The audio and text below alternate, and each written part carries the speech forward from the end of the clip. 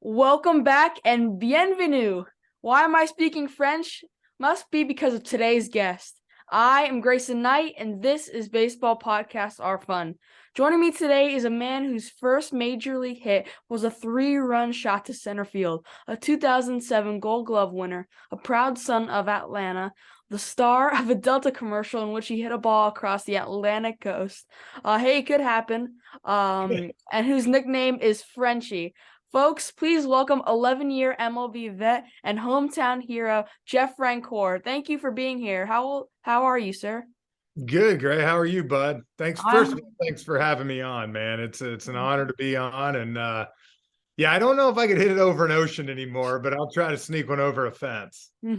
Well, thank you so much. I just want to say thanks again for you agreeing to this. Yeah, You have your own podcast called Pure Athlete. Is that right? I do, man. I do. Yeah, we're trying to talk about a little bit like you bring awareness for different stuff, but I'm talking about youth sports and kind of getting back to it being fun because as well, you play baseball, it can become a business and different tournaments and that. So I'm very passionate, especially I have 4 kids of my own now. So being able to coach them, I like to kind of do it. So it's been something different. It's a good time during the off season too. Once I start announcing, it'll get a little harder. I imagine you're not nervous about this, right? No, it's been fun. Like anything, the most nervous thing, and this, man, doing it with the internet connections, making sure everybody's on at the right time. That I feel like that's 3/4 the battle. So, but it's been a lot of fun. How old are your kids? I got 4, 9, 7, 4, and 2. Girl, boy, girl, Oh, boy. So wow. Uh, yeah, so, I'm busy. so you coach baseball and softball. Do your kids play those too?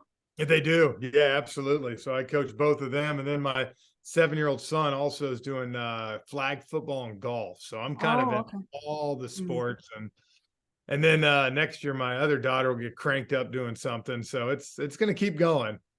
You definitely don't remember this, but 2 years ago, I actually met you when I was playing at North Gwinnett. With Ryan Vogelsong, Yeah, with right? Ryan Vogelsong. Yeah, I met yeah, I met McCann too. yeah. I'm better looking than Brian, so don't worry about that. Mhm. So Pure Athlete talks to current and former professional athletes about what's right and wrong with youth sports. What made you guys start that? Honestly, 2 of the guys that I do it with, they have kids that are grown now. And we were just talking one time. I did a speaking event about a year ago for one of the guys. And so we were talking about youth sports when we got together. And I was just telling them how crazy some of these parents are and how nuts some of this stuff has gotten. And so we just kind of decided to do it. And it's been great. I mean, we've had Davey Pollock, Jay Billis, a lot of good Dansby Swanson, Austin Riley, a lot of good people on it giving kind of different perspectives. And look, there's no perfect answer for it. The one thing I push really hard, Gray, is I love the multi-sport athlete. I just think it's hard at 10 and 11 years old to tell these kids to play one sport. I just, you're going to get burnout. There might be the anomaly who sneaks by who does it since he was 10, but majority of kids, you need a break. I tell the people, Smoltzy is very passionate about this, but when you think about like throwing the baseball, your arm needs a break. Your arm's not meant to throw year round. And so it's more or less just trying to give a platform for parents and coaches on the right way to coach kids. So I actually just started a basketball season maybe 3 months ago. And we just had our championship game yesterday, and we actually won. I Did you scored win? 8 points on the season, but it's okay. No, hey, that's all right. You got the championship, man. You get the ring. See, but that's great. Like anything, if baseball's your main sport, but you're out there, you're playing basketball, you're doing something different. And like anything, it gives you time to continue to develop. And because it's like anything, David Pollock said it great. He said you might hit a growth spurt after puberty, and you might grow 7 inches. You don't know. And so I think it's important that kids continue to pursue different sports, not just one. And yeah, eventually you get to a certain age where you know what you want to do, but it doesn't have to be at a young age. Speaking of that, I heard this is a future question, but you actually had a hard time deciding between baseball and football at Clemson. Is that true? I did. Yeah. It's funny. Baseball had always been my first love. But when I got to high school, I really started to excel in football. And like anything, football in the state of Georgia is so big. And so when I started getting phone calls from Nick Saban, Joe Paterno, Lou Holtz, these guys that were, it's pretty overwhelming. And so all of a sudden you're kind of like, man, this is really cool. And, I committed to go to Clemson with Tommy Bowden. And, look, he was a great guy. And I love what Clemson, stood for in this. But ultimately, the chance to play for my hometown team and play baseball for a living kind of was tough to pass that up. Yeah. I bet it was very, very hard to choose. I don't know what I would choose. I mean, baseball is definitely my first love, but I don't know Yeah. how I would make that decision. So, also a great decision. Thank you. Yeah, well, it came down to like anything, man. You think about it too. I've talked to a lot of football players, the longevity of baseball. You could play baseball a lot longer. You can be healthier. Those football guys hit hard, man. So yeah, that's tough. Hmm. So I listened to the episodes that your co-host interviewed you. Did your dad really follow you around during your career and heckle you while you were in right field? He did at every different stadium once a year. I would be out there shagging balls for BP, and all of a sudden my dad would just yell my name and tell me I stink. And it was so funny because I knew without even turning my head, I knew my dad was there. But it was always cool because he'd come in town for 3-4 days and we'd hang out. He'd come to the games, he'd come out to BP with us. But it was always pretty cool because he'd surprise me and come to a new city every year. So, you get to these cities and there's always that chance, I'm like, I wonder if my dad's going to show You're in up. Seattle at one time, and you hear your dad say, Exactly. And that was the cool part, was he ended up getting to every stadium "That's cool." because of that. Yeah. So did that make you a little mad, or did that loosen you up? Sometimes parents can get a little carried away. Oh yeah. Well, at that point I laughed. Now, if that was in high school or even maybe the minor leagues, I would have got mad probably. But it was one of those things that, your relationship, like anything with your dad, changes as you get older. And I think for the good, like right now, that's what I tell my son. He's 7 years old, Grant. I tell him, I'm not your friend, I'm your dad. Someday we'll be friends, but I'm your dad first. And that was kind of how my dad raised me. He was very strict, but in a good way, very disciplined. And of course, as I got older, got to the big leagues, had some kids of my own, it changed from, more of a parent to more of a friendship now. I still lean on him for a lot of advice, but it's more of buddy buddy now. We'll come back to the present day in a few moments, but you're from the Atlanta suburbs, just like me. So how did you get introduced to baseball? I know it's a huge baseball state, but how did you first get introduced, and did you love it? Oh yeah, I loved it, man. My dad introduced me. He played growing up. My dad grew up about an hour and a half outside Boston, so he grew up a huge Red Sox fan. And so we used to have to watch all the Red Sox games. Of course, about 1991, I was 7 years old, and the Braves, of course, started their magical run down here in Atlanta. And kind of what you experienced 2 years ago at school when everybody was wearing Brave stuff and, tomahawk chops or tomahawks on the Yeah.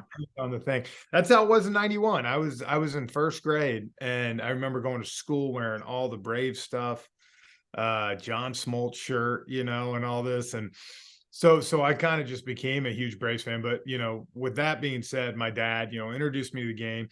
I had an older brother and an older sister, so I was the youngest, and I used to go to all their practices all the time. And really, my dad would make me sit there and watch. I'd learn what a force play was. I learned how to turn two. I learned all these different things, and eventually, I grew a deep love and passion for the game. I wish I could have watched you play sometime. Yeah, it was fun, man. I had a, I Mhm. had a good time. It's like anything when you're young, you just want to develop and have fun. And my dad, although he expected a lot out of me, made sure that I was going to have fun. I tell people all the time, when you're out there smiling, having fun, that is when you can allow yourself to relax and play your best baseball. When you're uptight, when you're doing that, I see it in my girls all the time that I coach. their travel team, when they're tight like that, usually the outcome's not good. So I mentioned this before, but I did play rec ball with Ryan Vogel. I mean, I did play rec ball for a few years. And then I moved to travel ball with Ryan Vogelsong. Yep. And I met you, and I met Brian McCann and Mark DeRosa. And obviously, you know who my coach was, Ryan Vogelsong. But do you have a relationship with him?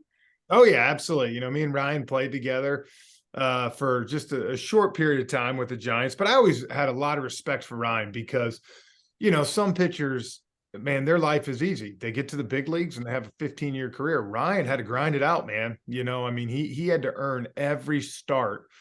His whole Especially with a bullpen like that and a well, starting exactly. rotation.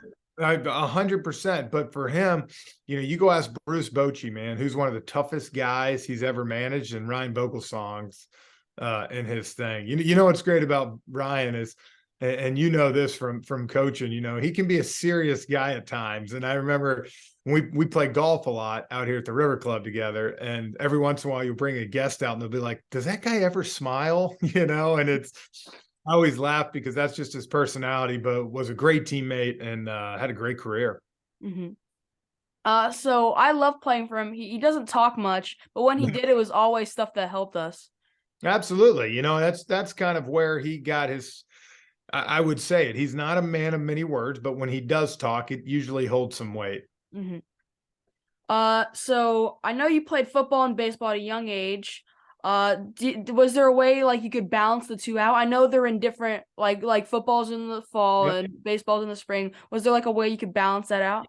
Absolutely. So what I would do is I would start baseball usually about mid-January, probably like January 10th, January 15th, start hitting and all that. I'd play my high school season. And then after that, I would go into summer ball. Well, I was at Parkview, which we had a great program, still a great program today. And we would do summer ball through the high school. So it actually worked out great because I would do I'd miss baseball on Tuesday nights because we'd do the passing league for football. And then on Friday, I'd miss weightlifting for football because we'd go on a weekend tournament somewhere. We usually went 6 straight weekends. We'd go to like Valdosta and Wow. Panama City. Yeah, a lot of different places. And it was fun because you were playing with all your buddies. You're playing with your high school pals that you play with. But so we would do that. And then July 1st through July 14th was my mom's 2 weeks. She always said, we're going to the beach. I don't care what you got planned. We're going to the beach. And so we would go to the beach for those 2 weeks. And then I'd come home on July 15th and I'd start 2-a-days for football the next week. So I truly was a guy that did football for about 5.5 months and baseball for about 5.5 months. That's incredible. Yeah. So I always enjoyed it, but I wasn't one of these guys. I try to tell them today, like, if you're playing football in the fall, there's no need to have to go to some, tournament for baseball the next day to do stuff. Like, you can manipulate that. Mm-hmm. What beach was that? We used to have, we got a place down on the Panhandle, down by Seagrove. Oh, okay. Yeah, so my parents had a place there. Now we always rented back then, and then we have a place down there, so we spend a lot of time down there still. Mm-hmm. So you also played baseball in Cuba for Team USA for 3 weeks, in high school. Can you talk about that experience? That was eye-opening. I first of all, I lost 12 pounds because they told you not even to use the water there, to use bottled water, to even to brush your teeth.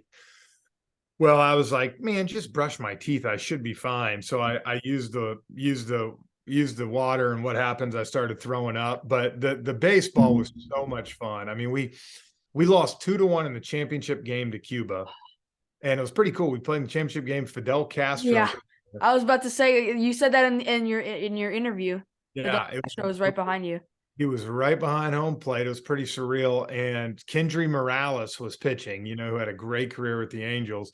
And then actually the shortstop, and I completely forgot about this until I did the World Series, or until I did the ALCS this year. Yoli Gurriel with the Astros was the shortstop for that team. Shortstop, yeah. And he came over actually and told me, he said, you took me out at shortstop one time sliding into second base. So I always thought that was funny. But We lost 2-1 to Cuba in the championship. Scott Kazmir pitched 8 innings. Whoa. Andrew Morales pitched 8 innings. It was a great game. Wow. Did you hit a home run? I did not, but I ended up making all tournament team. I think I hit like 525 down there. It was a lot of fun. It was very different. Shoot, man, I was 17 years old. I didn't know what to expect, but it was a lot of fun. It was the first time, honestly, Gray, that I was able to put my talents up against other guys that were the best in the country. And that's when I kind of knew going into my senior year, man, I got a chance to maybe get drafted pretty high. Mm-hmm. Kazmir was a Ray. Just Yes. throwing that out there. Yep. Yeah. Mm. I bet that was incredible. Were there other guys on that team that went to play in the majors? I know you mentioned Yuli Gurriel. Team Cuba. I'm trying to think. Kendry Morales was there. I can't remember if there was anybody else at that age, but I will tell you. What USA? Yeah, on our team we had Scott Kazmir, Jeremy Sowers, BJ Upton, Houston Street, Sergio Santos. I mean, it was actually a pretty loaded team. But like I said, we gave it everything we had, but we lost 2-1. So I'll be in high school in a year and a half. I'm in 7th grade right now. Do you have any advice for kids my age as they begin to almost become a freshman? Yeah, I would say the big thing to me is, look, you got to work. I always say this. I was blessed with a lot of God-given talent, but I also was the first one at the field in high school. I was the last one to leave. I'd always be down in the cages. I'd put the extra work in. And, to be great, to really get what you want, you have to work. I mean, I was around Chipper Jones, who's probably the most talented guy I played with in my whole career in the big leagues. And he'd work, man. He was watching film, always watching the game, always seeing this. And you tell people, look, talent can get you this far, but that work ethic can put you over the top. So I always tell them, man, just do not be outworked. If you're not outworked, you give yourself a fighting chance. So should a kid play more than one sport in high school? Yeah, I think there's nothing wrong with that, especially if you're pretty good at them. Now I think, if you're not, that's another story, or if you can't make the team. But given the opportunity, I don't think there's anything wrong with playing 2 sports, man. I think it's good. I think, I always said this, playing football made me a better baseball player. I was more disciplined. I felt like I was tougher when I'd get in a slump. And the other way, playing baseball, when I got on the football field, when you're on the football field, sometimes you just want to get all mad and go hit somebody. But playing baseball always had my mind thinking. So it was kind of a mix for me. And so I always said it, man, if you're talented enough to play 2 sports, basketball and baseball and football, do it. Don't let that stop you, especially at the high school level, because ultimately, man, high school sports is about having fun. When you get to the big leagues like I did, then it turns into a job. You got to produce or you're not going to be there. But in high school, man, you should want to enjoy in those moments. Well, thank you so much for that. I'm definitely gonna take that into consideration and try to be more like you, I guess. No, I think it's good, man. I think just, like I said, find what your passion is and go after it. That's what I tell kids. Mm-hmm. So can you describe what it was like getting drafted by your hometown team, the Atlanta Braves? It was awesome. You dream about playing in the big leagues. I mean, that was my number one goal. When you start to find out that you have a chance maybe to play for your hometown team in front of your parents and all your friends, it kind of becomes surreal. And you're like, man, this is unbelievable. So for me, it was exciting, nerve-wracking at the same time. But I think at the end of the day, man, to run out there at Turner Field, where I grew up watching the Braves play, was something that I'll never forget. Did you throw like a huge party? So it was actually funny when we got drafted. Brian McCann came over to my house because he was a 2nd-round pick for the Atlanta Braves that year. So he had some buddies over, and we actually had a big party at my house. And my friends were over there. Brian's friends were over there. And everybody was kind of congratulating us. It was a special night. His number is retired at the high school I'm going to, Duluth High School. Yes, it is. Mhm. Yes, it is. So you're actually the third MLB player I've interviewed that played for their hometown club. Did it make it easier or harder knowing friends and family were at the games? I always say this, it was easier for some aspects like that. Your family could come, you're sleeping in your own bed that you sleep in year round. The hard part with playing at home was when you start to struggle, there's so many people that are trying to give you advice. So many people telling. I tell the story. I remember one time I would have listened to the guy giving me a haircut if I was in a slump. That's how bad I was hitting one time. So, it's finding a way to separate that, you know, difference of being home. I talked to Michael Harris about it now. I talked to Dansby when he first came up because Dansby struggled with it. And it's hard because everybody's grabbing you. Everybody wants some of your time. And I tell them all the time, the biggest word you're going to have to learn how to use is no. Just no. I mean, and it's not out of disrespect. It's not being mean. It's just sometimes I got to work and I got to do what I'm doing. And it's not because of you, it's because of me. July 7th, 2005. What do you remember about that day? Well, I remember there was a day-night doubleheader, and I got to sit the first game, which I actually was happy about because I kind of got to sit and watch the game a little bit, feel the speed of it. I actually got put on deck. I almost pinch hit my first AB in the big leagues. And so it was kind of nice to get out there, get the butterflies going. And then the biggest thing I remember is obviously the 3-run homer to give us the lead against the Cubs. But I tell people I was 0 for 3 with 2 strikeouts going into that at bat. And it was a 3-2 count that I hit the home run on. So I always joke, I said, I know I hit a 3-run homer, but I was also 1 pitch away from the hat trick in my debut. So sometimes just that one little break, but hitting that home run, crossing home plate, and seeing my whole family going crazy, that was something I'll never forget. Mhm. My dad was actually standing next to Matt Olson's family when Matt Olson hit his first home run in Philadelphia. Yeah. In front of them, and he says it was awesome, and his family was crying. Oh, And yeah. mhm, Well, it's like anything, man. I think it brings back so many memories, and it did for me too. With my mom and dad driving me all over the Southeast to play baseball, flying sometimes to help me realize my dream. And I think for them, standing there, you start thinking about it both ways. It can be emotional. mhm. So in your career, you also had a 4-for-5 game with a game-winning catch, and you earned a Gold Glove. But you were probably most known for your arm out in right field. So how did you develop your arm strength growing up? What's funny is I threw a lot. I was very lucky during that. I had a kind of a rubber arm. I feel like my arm never got tired. I could throw, throw, throw, throw. So I threw a lot. And I think like anything, the more I did it, the more my arm strengthened.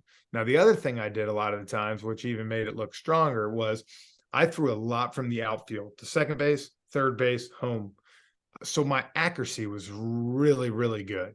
And so I always tell people if you can make it accurate, and hard, it looks even better. And so for me, it was more of just that though. I tell people all the time, how do you strengthen your arm? You throw. You literally throw. You get out there, and that's how your arm strengthens, your shoulder strengthens, and long tossing, all that stuff is so good for your arm. I've been working on my arm strength all off season. I just got a strength and conditioning coach Yeah. to train me. Uh, but can I ask you you don't have to answer this, but can I ask you about when you were on the Philadelphia Phillies? Um, you missed the cutoff man by just a little bit. Oh, Yeah, you threw it into the dirt basically. Oh, pretty much. I always tell people I was good for 1 or 2 of those a year. I'd either airmail somebody, or that in that game it slipped out of my hands. Then Mhm. it was absolutely hilarious. But the one thing I can tell you, I was never shy to let it eat. So if I had a chance to throw somebody out, man, I was letting it rip. There's even a highlight reel, Jeff Francoeur showing off his arm. Yeah, it was fun. I took a lot of pride in that because It's funny in this day and age in the big leagues, defense, outfield defense especially, is getting worse and worse. I announce now, so I sit there and watch it night in and night out. People being able to hit the cutoff, keep the throw down, get to the ball, charge it. So I always took pride in that other little stuff too. I'm glad you can laugh at it. Oh yeah, I can laugh at myself pretty good. I mentioned up top that you did a Delta commercial where you hit a ball maybe 3,000 miles or something like that. You hit an autograph ball. It really doesn't matter, but you also missed the ball on your first pitch. Oh, I did. That Mhm. was a live thing. So when I was 22, I played in the World Baseball Classic. And that Delta shoot we did out in Arizona, we had an off day. And so I went out to the old Cubs place at Mesa and their spring training complex. And so the idea was that I would hit a ball hard, it would go over the thing, and a kid from Copenhagen would catch. And that's where Denmark. Denmark. And of course, I threw it. I had to throw it up to myself and swing, and I missed the first one. And I'm like, oh my gosh. And so they use that as funny takes. I And don't of know. course, I don't know how, but there is a video on it. That's how I found it. oh, there is. Oh, yeah. They have like a funny take on it. And of course, it just spread. But I take full. I tried to hit it, and I just completely missed. Mhm. So thank you for answering my first ever question about a commercial. Yeah, no So problem. here's the segment I added. What would you tell your 13-year-old self? That's a great question, man. If I could go back and I could tell my 13-year-old self something, I would tell him, don't take everything so serious. Have a sense of humor, be able to laugh at yourself, realize that you're going to have bad games. It's not the end of the world. You're going to have bad days. It's not the end of the world. That, really enjoy playing the game. I think that's one thing that I always am so glad I did, that my dad instilled in me, was I always loved playing the game of baseball and, or football when I went and played a football game, because you just never know how long you're going to get to play it. And someday you're going to be like me now, where all you can do is coach and you're done competing. And that's okay. I had my time, but I think, like anything, really enjoy the time you're in and be able to have a lot of fun. Thank you so much for that. Since I'm 13, I think most of my listeners are around my age. That is Yep. really, really good advice. Thanks, Uh, Bus. my grandpa actually wanted me to ask you, can you please explain the new pitch clock rules to my listeners? Seems like everyone is going crazy about them. Yes. So this is kind of where it's at. If there's nobody on base, the catcher throws the ball back to the pitcher. He's got 15 seconds to throw a pitch, to be in a windup, to actually be going towards home plate. If there's a runner on base, you got 20 seconds. Where the difference is the hitter has 8 seconds to be ready to hit. And this is where I think everybody kind of got confused. On that Braves game. Yes, just because your foot is in the box doesn't mean you're ready to hit. So you got to be fully in the box, ready to go with 8 seconds. So I think that's something they're going to have to work on, because I was confused with that. I'm like, if the pitcher can stand off the rubber, why the heck does the hitter got to be in there ready to go? But I think all of the ideas to keep the pace of play going. And so it'll be interesting. It'll be some adjustment, but I will tell you one thing, man. Talked to Brian Snitker, the Braves manager, and he said these games are 2 hours and 30 minutes, 2 hours 35, and there's a lot of action. And I know one thing that's great for baseball. It's great for the young fans. It's great for my son who's 7, who he can't stick around for 4 hours of a baseball game. But if it's 2.5 hours, man, it's going to make for better games, more action, and in less time. Because that's the thing. There's still the same amount of hits, same amount of runs being scored. It's just 30 minutes less. So I'm all for it. Have you heard of the Savannah Bananas?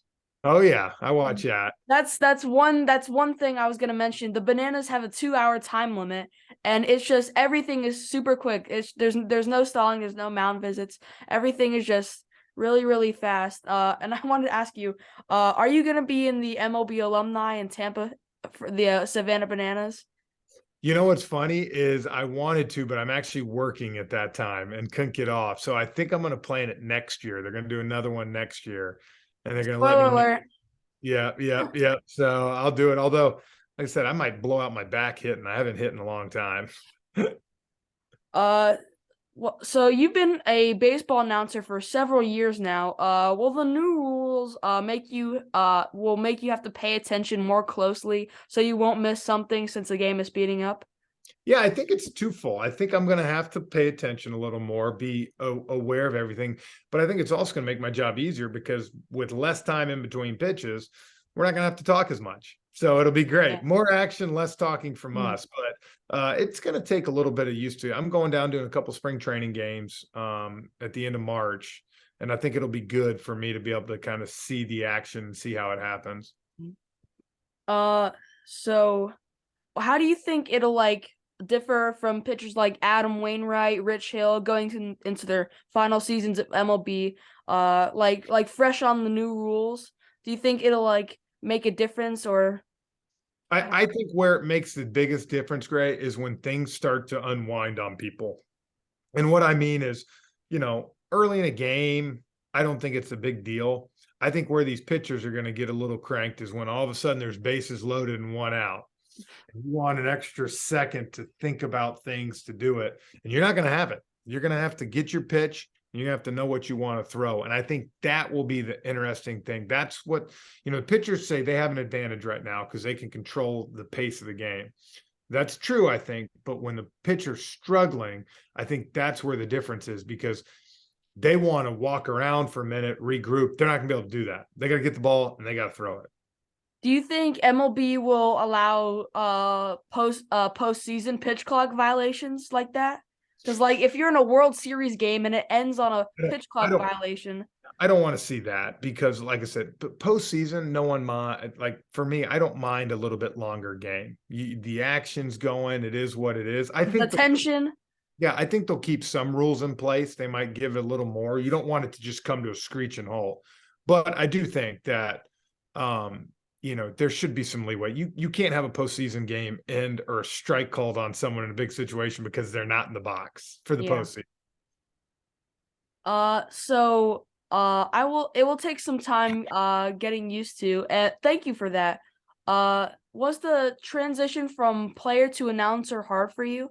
Or from like player to podcaster, I guess. Yeah. Yeah, no, it's different, because you're used to being out there competing. But for me, I liked it because it kept me in baseball. I love talking baseball, but at the same time, it let me be home more. I didn't have to be on the road as much. I was able to coach my kids and do stuff that was important to me. So I missed the competition, but like anything, I'm happy with where I'm at and what I'm able to do now. Mhm. Mr. Francoeur, we're gonna finish off this interview with some not so rapid fire questions. Are you ready? Let's go. You can answer with as much or as little info as you want. Here we go. Southern barbecue or Philadelphia cheesesteaks? Oh, Philly cheesesteaks. I know I'm a Southern guy, but I love Philly cheesesteaks. What's the worst way you've heard your last name pronounced? Francoeur. People always said Francoeur a lot, and I'm like, no, that's not it. The actually funny thing is if you go look at an MLB media guide, my middle name is Brandon, Jeffrey Brandon, and it was Braden. They never changed it. It was always that every year. And so we end up naming my first boy Braden because of it. Mr. Francoeur, do you actually speak French? No, I don't know any French, and I wish I did, honestly, but I don't.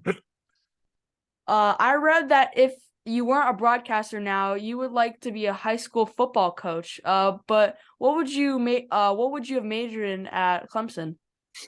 Probably something to do with math. I love numbers. My mom was a math teacher, so whether it's finance or whatever, and now think about it with baseball, what we do, it's all about numbers. So I love something. So Especially now. Exactly. So I'd love to have been a math teacher and a football and baseball coach. Mhm. Uh, so you mentioned in the interview that we watched that both your parents were teachers. Would you have liked to be a teacher if you weren't like a baseball or football player? Absolutely. That's exactly what I would have done. My brother and my sister are both teachers, so it runs in the family. I just happen to play baseball. You also coach one of your daughter's softball teams, and I think one of your son's baseball teams. One of your players sent this question along. This is from Blakely, who's 8 years old and plays in your 10U softball team. Yes. Coach, what is the difference between coaching girls and boys? That's a great question. Yes, Blakely is a new player on her team. She is fiery. She's scrappy. It's been so much fun to coach her. To me, the difference is girls pay attention better. There's no doubt about that. Their attention span is better. I think the only difference for me is, you know, you want sometimes the girls to have a little bit more of a killer instinct, to really get after it. But they will. I mean, it's funny, they'll get after it. But I think more than anything, that's the one great thing about coaching softball is, like I said, they pay attention. I can put a lineup up, they know exactly where they're going, exactly where they're hitting. I don't have to say anything else. Sometimes with boys, you can 9 and 10, you put a lineup up and they don't know what the heck's going on. So it's fun doing both, though. What's a designated hitter? Yeah, exactly. They don't know. They don't know. Just you have to tell them you're on deck. Mm-hmm. Follow up. What are you doing to keep baseball and softball fun? Well, you know what? It's kind of what I told you with my advice to a 13-year-old, man. I tell all our kids, let's have fun. I mean, look, I want to win every time we step out. And I tell them all the time, we should try to win this ball game every time. Give it your all, concentrate, do it. But at the same time, have fun, go out there, enjoy it, because someday you're not going to be able to do it. And like I said, majority of the time, Gray, if you have fun, you're usually going to play pretty good. Sports Illustrated put you on the cover and called you the Natural. Is that your favorite baseball movie? You know what's funny is I love that movie, but my favorite baseball movie is Field of Dreams, just I because love that movie also. I love the end with playing catch with your dad, because I love nothing more growing up than playing catch with my old man. Mm. Have you been there? Have you been to the Field of You Dreams? know what? I have not actually, and I want to go, and especially with now that they're, built the big league stadium and they've had it, it would be really cool. Do you think I think they're building a youth complex there. Do you think maybe one of your youth teams will go there? Oh, absolutely. If they have it, I'll definitely make them go up and play there sometime. And then in 2024, you'd probably be able to go up to Iowa and watch the Field of Dreams game. I know. It'd be fun. And last one, do you prefer calling the games or playing the games? Well, now, after all these guys out of the bullpen throwing 100 miles per hour, it's kind of nice sitting up there. Funny story to end it here. I played, for 12 and a half years, and my first game in the booth ever, the Braves lost to the Marlins 7-0. And I get in the car and I call my wife on the way home, Katie, and she says, did you like it? And I said, you know what? They can't blame me for us losing 7-0 tonight. I didn't strike out. I didn't make an error. So that part's good. Look, I miss the competition, like I said, but the one thing I love about being in the booth is being able to explain the game to fans that might not think exactly the way that I think when I'm playing out there. And I think sometimes that's a good thing for them to hear different perspective. And so with that part, I love being able to announce still. Jeff Francoeur, everybody. Wow, we did it. Anything else you want to add or any questions for me? Man, no, I just want to tell you, thank you for having me on. I'm very honored. Hopefully maybe one time we can get out there, maybe I can throw BP to you, let you hit and see what you can do. That would be awesome. I'll tell you what I am going to do this season. I got your dad's number. I'm going to have you guys up to a game, and you can come up and see the booth, so you can see where we announce and see all that, because I think that'll give you a good perspective. I have the best view in the house. That would be awesome. Yep. Wow, thank you so much. Yeah, absolutely, man. So did you have fun? Oh, absolutely, man. I love talking baseball. And like I said, I love that you're doing this. The fact that you're 13 and putting it out there like there, man, that is very awesome. And you keep doing what you're doing. Thank you so much. Thank you so much, sir. Listeners, especially youth athletes and parents, please check out the Pure Athlete podcast on Spotify. And to my listeners, you can continue to support my show by subscribing to Baseball Podcasts Are Fun on YouTube and Spotify, telling a friend, and following at Baseball Podcasts Are Fun on Instagram, and visit my website, baseballpodcastsarefun.com. Please join me next week for an all-new episode. Until then, that was Jeff Frenchie Francoeur. I am Grayson Knight, and this was Baseball Podcasts Are Fun. Don't forget to swing for the fences. See ya!